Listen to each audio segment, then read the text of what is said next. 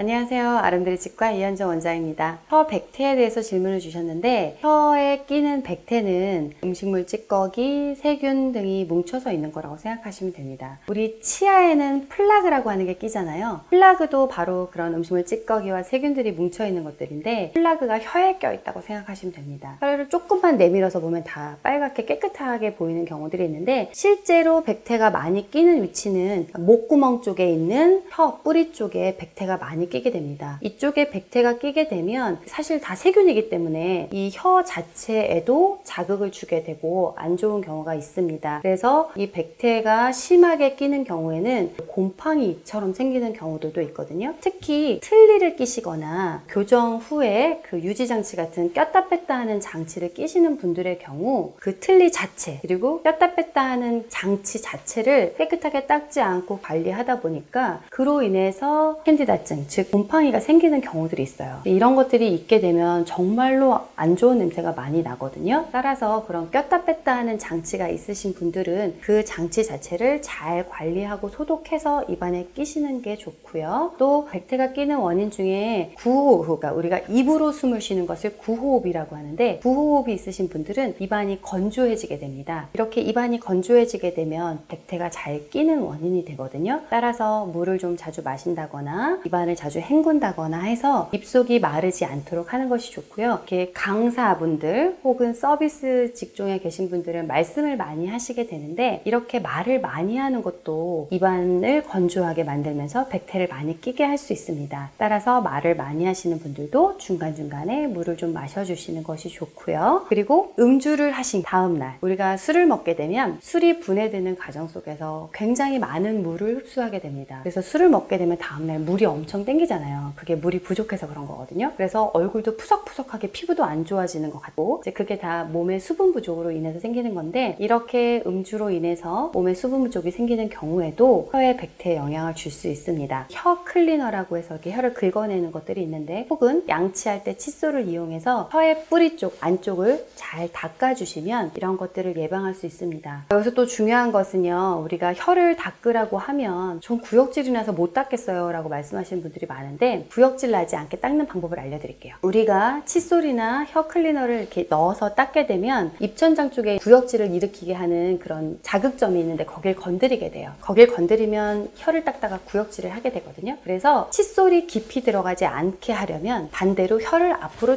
쭉 빼야 돼요. 온유월 개가 헥헥거리듯이 혀를 쭉 빼셔서 칫솔을 닦아주시고, 칫솔을 닦을 때 숨을 이렇게 내뱉으시면서 닦으면 목구멍 쪽이 열리면서 구토 반사를 일으키는 자극점을 자극하지 않게 되거든요. 그래서 혀를 쭉 내민다. 그리고 숨을 내뱉으면서 닦아주시게 되면 효율적으로 혀 뿌리 쪽에 있는 백태를 제거할 수 있습니다. 사실 구취가 나시는 분들 거의 90% 이상이 치아보다는 백태에서 나는 경우가 많아요. 그래서 양치할 때 사실 굉장히 공을 들여서 닦아야 되는 부분이 바로 혀인데요. 혀를 잘 닦아주셔서 혀 건강도 유지하시고 또 구취 관리도 잘 하시는 게 좋겠습니다.